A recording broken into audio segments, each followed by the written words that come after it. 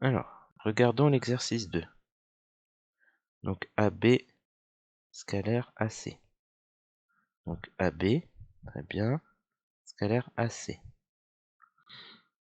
Donc il faut avoir en tête que là, tous les triangles qu'on a tracés, ce sont des triangles. Donc on a à chaque fois 3 triangles. Et, ils sont tous équilatéraux ici, de côté 4. Ok. Et donc je projette le point C sur la droite AB. Donc ça atterrit au point D.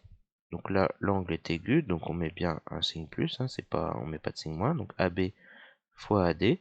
Vous remarquerez aussi que dans un triangle équilatéral, bon, outre l'angle qui fait 60 degrés, ici la hauteur coïncide avec la médiane et la médiatrice. Donc quand je trace la hauteur pour avoir notre angle droit pour le projeté orthogonal, on sait que ça atterrit au milieu parce que c'est un triangle équilatéral. Quand je trace un triangle quelconque, quand je trace là, j'atterris pas forcément au milieu. Par contre, dans un triangle équilatéral, j'atterris au milieu, parce que c'est aussi une médiane et une médiatrice.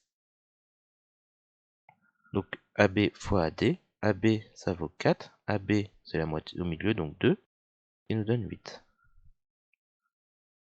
AB scalaire AD maintenant.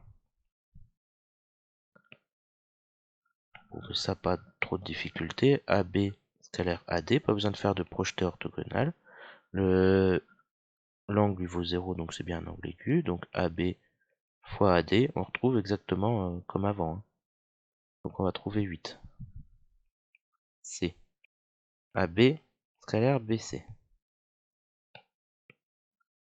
Donc la petite particularité, c'est que nos deux vecteurs n'ont pas la même origine.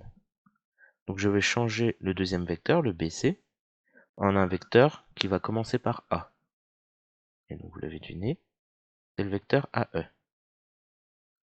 Le point E, du coup, je le projetais sur la droite AB, j'atterris en G.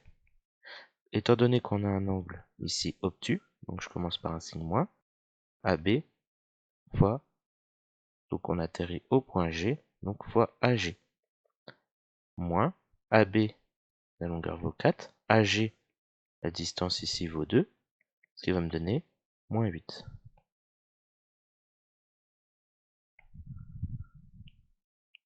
D, on calcule AF scalaire AE.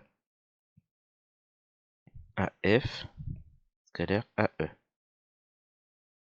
Donc là, l'angle il est aigu. Je projette le point E sur la droite AF, j'atterris en G. Donc il est aigu, donc il n'y a pas de signe moins. Donc AF fois AG. AF c'est 4, AG c'est 2. Et on obtient 8.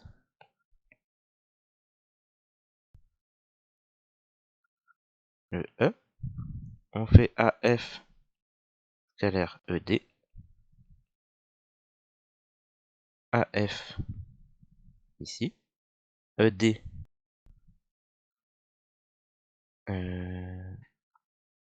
Alors, là ça doit être une erreur, c'est plutôt EC, pardon, que je voulais écrire. Je le corrigerai, ça sera corrigé dans votre document. Donc c'est scalaire EC, pardon.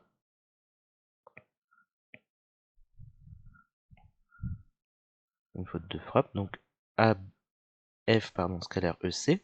Ils n'ont pas la même origine. Donc le vecteur EC, je vais lui faire coïncider en A. Il va me donner le vecteur AB. Donc AF scalaire AB. Il n'y a pas besoin de projeter orthogonal parce que les deux vecteurs sont collinaires, mais ils sont de sens contraire ici. Donc on va avoir un angle de pi, radian ou 180 degrés, c'est-à-dire un angle obtus.